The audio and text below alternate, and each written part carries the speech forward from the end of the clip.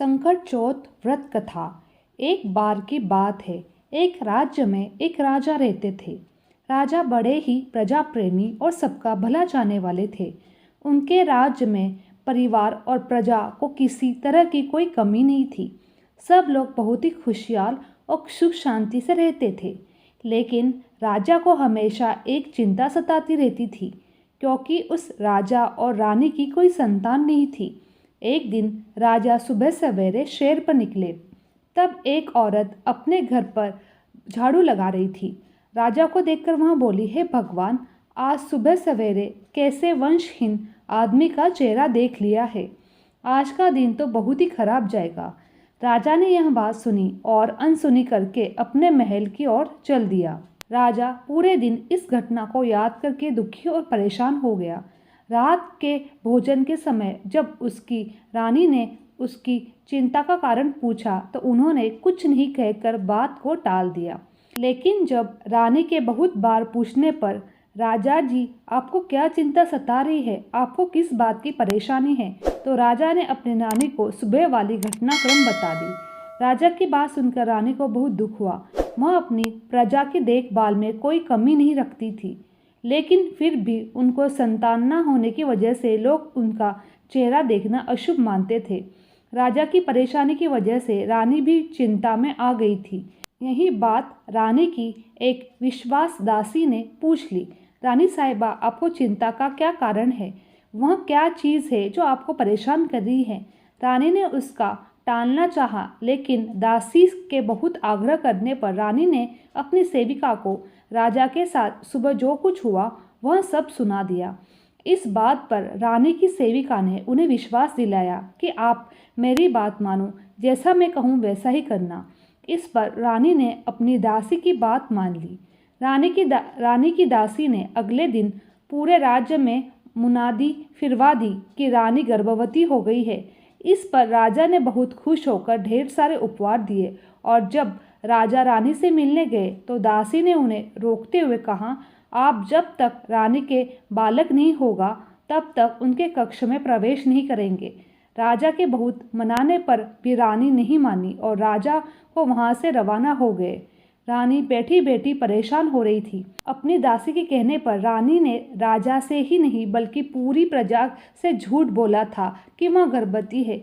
धीरे धीरे करते करते 9 महीने पूरे हो गए। अब रानी को दिन रात चिंता सताने लगी। रानी बड़ी मुश्किल में फंस गई थी, क्योंकि उसे पता नहीं था कि राजा कभी भी आकर उनसे पूछ सकते हैं कि बताओ हमारा बालक कहाँ है। तब रानी राजा को क्या जवाब देगी? रानी ने यहाँ अपनी दुविधा अपनी दासी को कह सुनाई, लेकिन दासी ने उन्हें कहा कि आप निश्चित होकर मेरा विश्वास करें।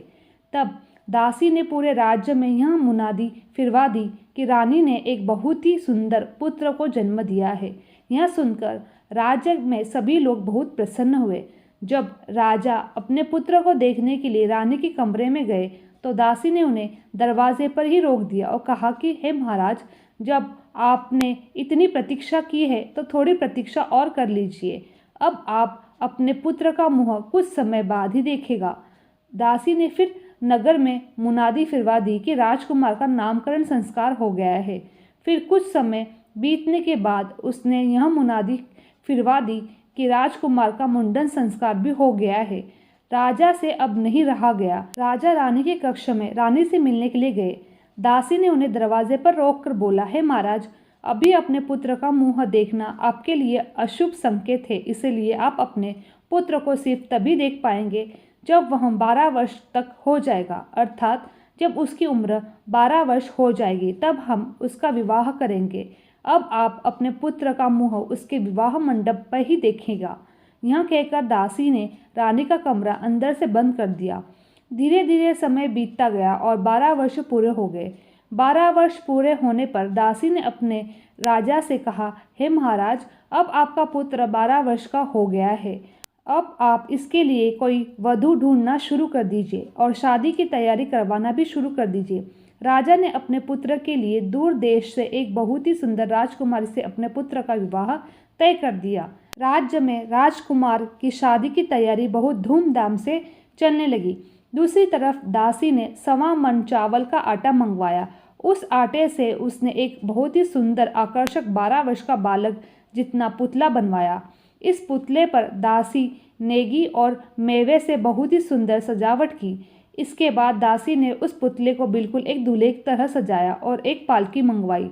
दासी ने उस चावल के पुतले को बहुत ही सुगंधित कर दिया, उस पालकी में बैठा दिया। दासी ने राजा से विशेष प्रार्थना की कि हे राजा, यह राजकुमार मेरे ही साथ रहेगा, इसीलिए आज उसकी बारात में उसके साथ पालकी में बैठूंगी। दासी की यह प्रार्थना राजा ने स्वीकार कर ली और बारात चलने लगी।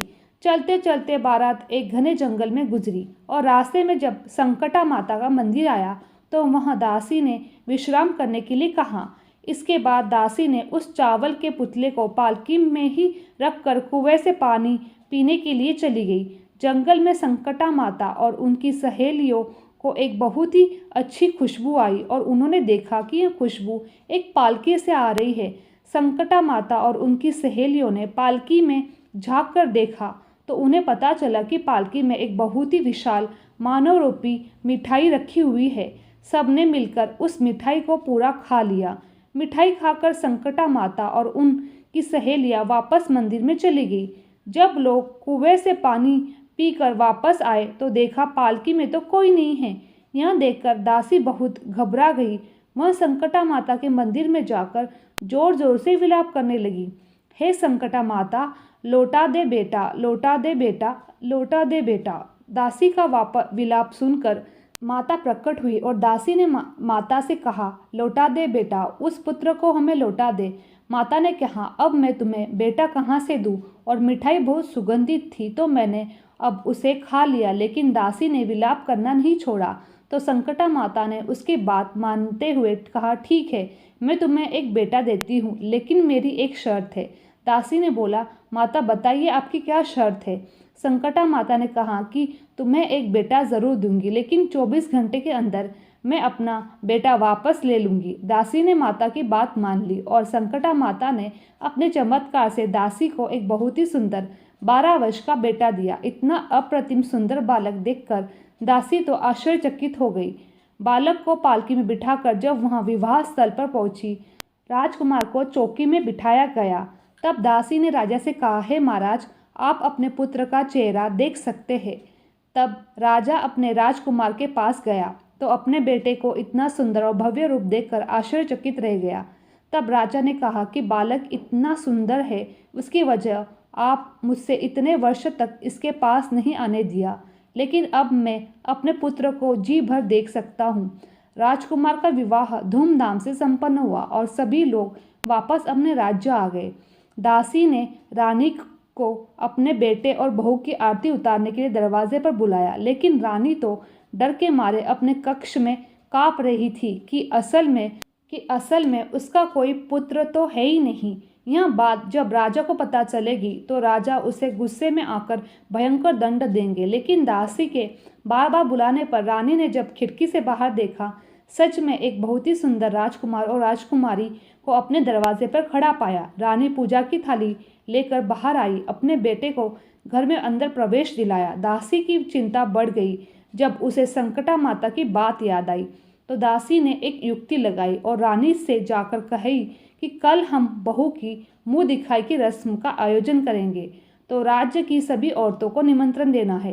रानी ने कहा, ठीक है। अगले दिन सुबह राज्य में सारी औरतें राजमहल के सामने इकट्ठा होने लगी। दासी ने बहू को खूब अच्छे से समझाया कि तुम्हें हर स्त्री के पैर छूने हैं, चाहे वह स्त्री किसी भी वर्ग और किसी भी जाति की क्यों न हो। तुम्हें हर स्त्री को पैर छूना है, तब तक छूना है जब तक वह स्त्री तुम्हें अखंड सौभाग्यवती का आशीर्वाद न दे, तब तक तुम किसी के पैर मत छोड़ना। बहू ने ऐसा ही किया। उसने सारी औरतों के पैर छुए। सबने सौभाग्यवती भव, पुत्रवती भव का आशीर्वाद दिया। लेकिन देखा कि दूर एक पेड़ के नीचे एक बूढ़ी औरत बहुत ही मैले कपड़े पहनकर चुपचाप बैठी है।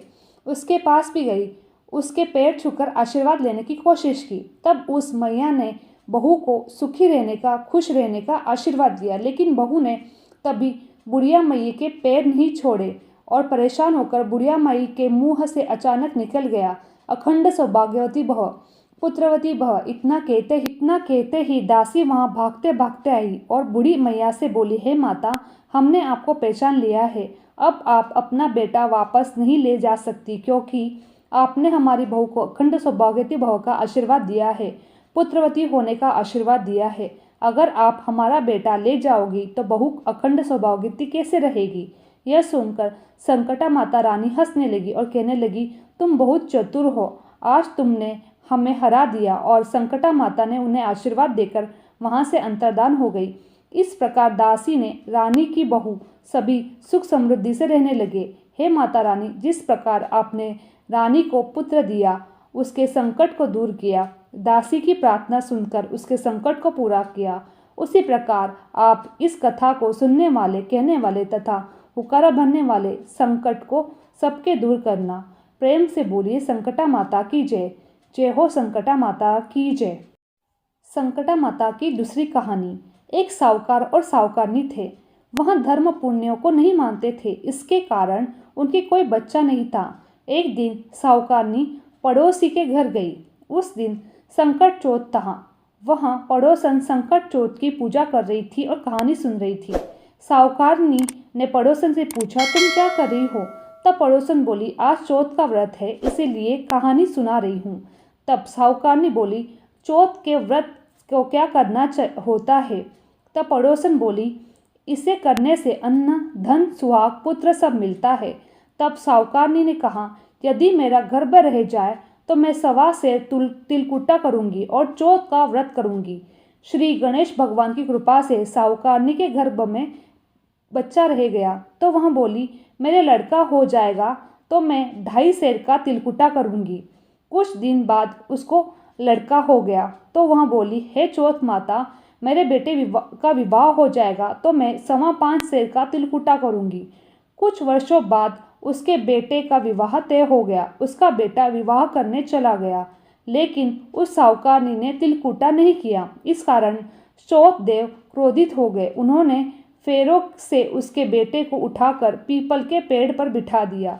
सभी वर को खोजने लगे पर वो नहीं मिला। हताश होकर सभी लोग अपने अपने घर को लौट गए। इधर जिस लड़की से साहूकारनी के लड़के का विवाह होने वाला था, वह अपनी सहेली के साथ गणगौर पूजने के लिए जंगल में धूप लेने गई। तभी रास्ते में पीपल के पेड़ से आवाज आई, ओ मेरी अर्धभैवी। यह बात सुनकर जब लड़की घर पर आई, उसके बाद वह धीरे धीरे सूख कर काटा होने लगी। एक दिन लड़की की माँ ने पूछा, मैं तुम्हें अच्छा खिलाती हूँ, अच्छा पहनाती हूँ, फिर भी तू सूखती जा रही है, ऐसा क्यों? तब लड़की ने अपनी माँ से कहा, जब वह दूब लेने जंगल में जाती है तो पीपल के पेड़ से एक आदमी बोलता है, ओ मेरी अर्धब्यावी। उसने मेहंदी लगा रखी है और सेहरा भी बांध रखा है। तब उसकी माँ ने पीपल के पेड़ जाकर देखा तो यह उसका जमाई है। तब उसकी माँ ने जमाई से कहा, यहाँ क्यों बैठे हो? मेरी बेटी तो अर्धब्यावी कर दी, अब क्या लोगे? साहूकारनी का बेटा बोला, मेरी माँ ने चौथ के तिलकुटा बोला था, लेकिन वह नहीं किया, इसलिए चौथ माता ने नाराज होकर यहाँ बैठा दिया। यह सुनकर उस लड़की की माँ ने साहूकारनी के घर पर गई और उससे पूछा, तुम संकट चौथ को कुछ बोला है क्या? तब साहूकारनी बोली, तिलकुटा बोला था। उसके बाद साहूकारनी बोली, मेरा बेटा घर आ जाए तो 2.5 मन का तिलकुटा करूँगी। इससे श्री गणेश भगवान प्रसन्न हो गए और उसके बेटे को फेरों में लाकर बिठा दिया। बेटे का विवाह धूमधाम से हो गया। जब साहूकारनी के बेटे बहू घर आ गए तब साहूकारनी ने 2.5 मन तिलकुटा किया और बोली, हे चौथ देव, आपके आशीर्वाद से मेरे बेटा बहू घर आए हैं, जिससे मैं हमेशा तिलकुटा का व्रत करूंगी। इसके बाद सारे नगरवासियों ने तिलकुट के साथ संकट व्रत का प्रारंभ कर दिया। हे संकट चौथ, जिस तरह साहूकारनी के बेटे बहू से मिलवाया, वैसे हम सबको मिलवाना। इस कथा को कहने वाले को, सुनने वाले को बोलो संकट चौथ की जय, श्री गणेश देव की जय। एक शहर में देवरानी जेठानी रहती थी। जेठानी अमीर थी और देवरानी गरीब थी। देवरानी गणेश जी की भक्त थी। देवरानी का पति जंगल से लकड़ी काटकर बेचता था, अक्सर बीमार रहता था। देवरानी जेठानी के घर का सारा काम करती थी और बदले में जेठानी बचा हुआ पुराने कपड़े उसको दे देती थी। इसी से देवरानी का घर परिवार चल रहा था। माघ महीने में देवरानी ने तिल चौथ का व्रत किया। 5 आने का तिल गुड़ लाकर तिलकुटा बनवाया। पूजा करके तिल चौथ की कथा और कहानी सुनी और तिलकुटा छीके में रख दिया और सोचा चांद उगने पर पहले तिलकुटा और उसके बाद ही कुछ खाऊंगी। कथा सुनकर वह जेठानी के यहाँ चली गई। खाना बनाकर जेठानी के बच्चे से खाना खाने को कहा तो बच्चे बोले, माँ ने तो व्रत किया है और माँ भूखी है, जब माँ खाना खाएगी तभी हम खाएंगे। जेठ जी को पूछा खाने के लिए तो जेठ जी बोले, मैं अकेले नहीं खाऊंगा, जब चांद निकलेगा तब सभी साथ में बैठ के खाएंगे। जेठानी ने उसे कहा कि आज किसी ने अभी तक खाना नहीं खाया है, तुम्हें कैसे दे दूँ? तुम सुबह सवेरे बचा हुआ खाना ले जाना।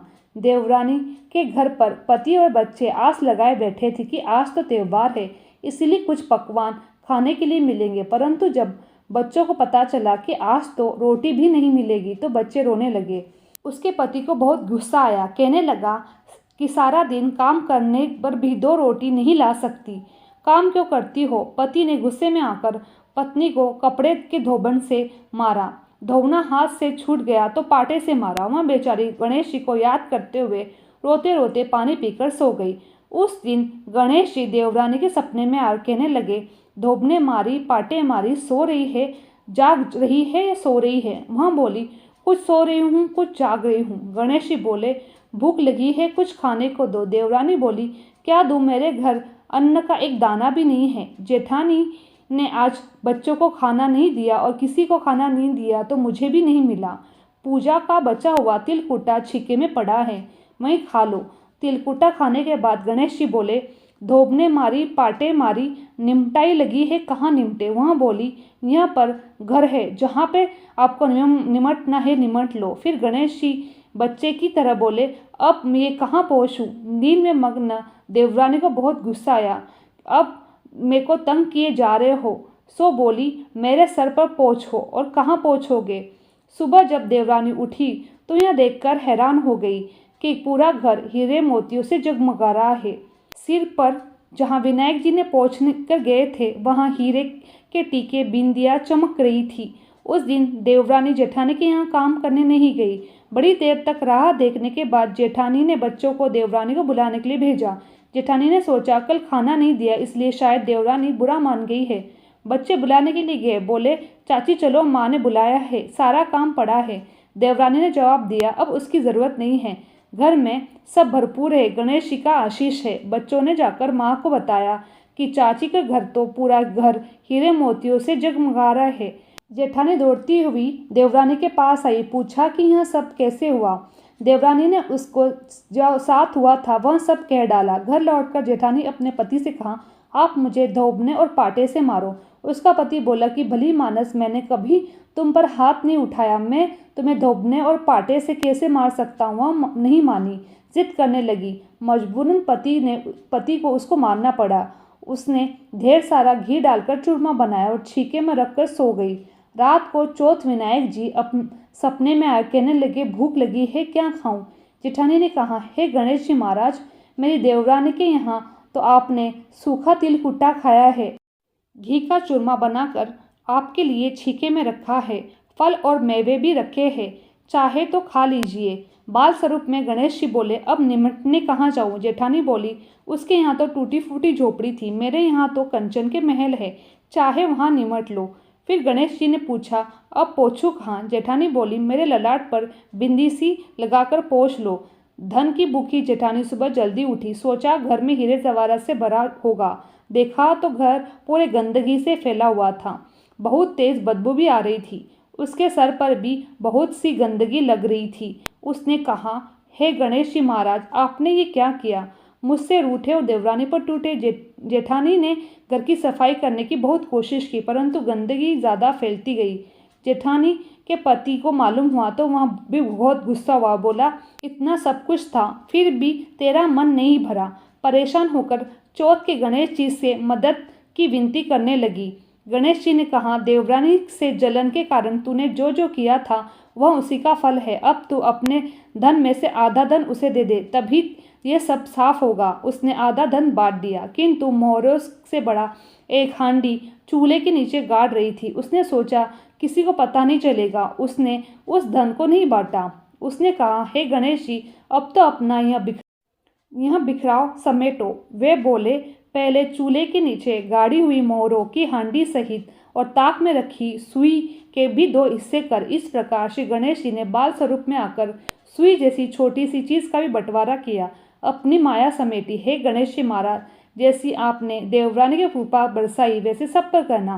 कहानी कहने वाले को, सुनने वाले को, उकारा भरने वाले को सब पर कृपा करना, किंतु जेठानी को जैसी सजा दी वैसे किसी को मत देना। एक बार महादेव जी पार्वती सहित नर्मदा तट पर गए थे। वहां एक सुंदर स्थान पर पार्वती ने महादेव जी से कहा कि अपन साथ में चौपड़ खेलते हैं, इच्छा व्यक्त की। तब शिव जी ने कहा, हमारी हार जीत का साक्षी कौन होगा? पार्वती ने तत्काल वहीं घास की तिनके बिटोर कर एक पुतला बनाया और उसमें प्राण प्रतिष्ठा करके उसको कहा, बेटा हम चौपड़ खेल रहे हैं, किंतु यहाँ हार जीत की साक्षी कोई नहीं है। खेल के अंत में तुम हमारी हार जीत के साक्षी होकर बताना कि हम में से कौन जीता कौन हारा। खेल आरंभ हुआ। देवयोग से 3 बार पार्वती जी जीती। अंत बालक ने हार जीत का निर्णय कराया तो उसने महादेव जी को विजयी बताया। परिणाम मत पार्वती क्रोध में होकर उसे एक पांव से लंगड़ा होने और वहां के कीचड़ में पड़ा रहकर दुख भोगने का शाप दे दिया। बालक ने विनम्रतापूर्वक कहा, माता मुझसे अज्ञानवश ऐसा हो गया है, मैंने किसी कुटिलता या द्वेष के कारण ऐसा नहीं किया है, मुझे क्षमा करे तथा शाप से मुक्ति का उपाय बताए। तब ममता रूपी माँ को उस पर दया आ गई और वह बोली, यह नाग कन्याएं गणेश पूजन के लिए आएगी, उनके उपदेश से तुम गणेश व्रत करके मुझे प्राप्त करोगे। इतना कहकर वे कैलाश पर्वत पर चले गए।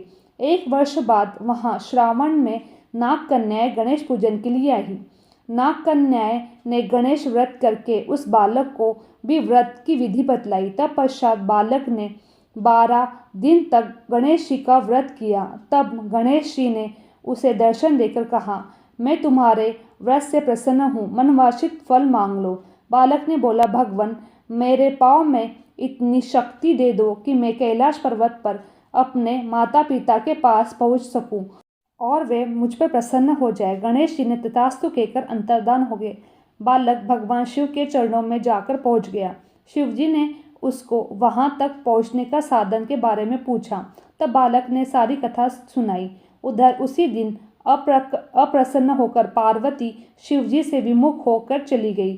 तत्पुरांत भगवान शंकर ने भी बालक की तरह 21 दिन पर्यंत गणेश का व्रत किया, जिसके प्रभाव से पार्वती जी के मन में स्वयं महादेव जी से मिलने की इच्छा जागृत हुई। वे शीघ्र ही कैलाश पर्वत पर आ पहुंची। वहां पहुंचकर पार्वती जी ने शिव जी से पूछा, है भगवान आपने ऐसा कौन सा उपाय किया जिसके फल स्वरूप से आपके पास में भागी चली आई हूँ? शिव जी ने कहा, मैंने गणेश व्रत का किया। इसका इतिहास उनसे कह दिया।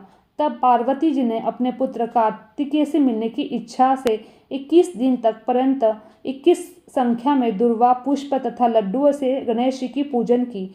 21वें दिन कार्तिकेय स्वयं ही पार्वती से मिलने आ गए। उन्होंने भी माँ के मुख से इस व्रत का महात्मा सुनकर व्रत किया। बोलो संकट चौथ की जय, गणेश जी की जय। मेरी वीडियो आप लोगों को अच्छी लगी तो चैनल को लाइक, शेयर और सब्सक्राइब करना ना भूलें। आप सभी का धन्यवाद।